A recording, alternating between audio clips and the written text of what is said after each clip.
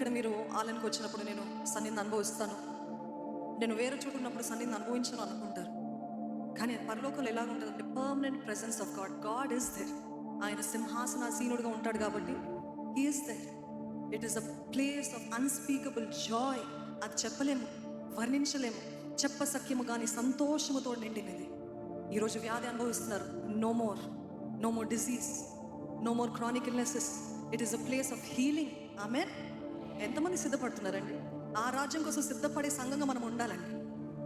దేవుడు మనలందరినీ కూడా ఆయన రాజ్యంలో తీసుకెళ్లాలని మనమందరం జీవ జలధారులు, జీవ జల ప్రవాహం, the river of life is there.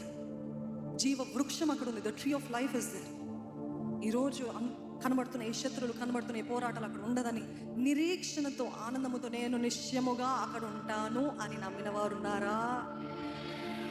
నమ్మిన వారు మాత్రమే పలుకుతున్నారు. ఇంకా చాలా మందికి సందేహం ఉంది. అదేదో మీరు దేవునితో తేల్చుకోండి. వెంటనే దేవుని సన్నిధిలో మనం ఆయన సన్నిధిలో ఒప్పుకొని ఆయనతో జతపడి ఆయన కొరకు జీవితం. ఆమేన్. ఎస్.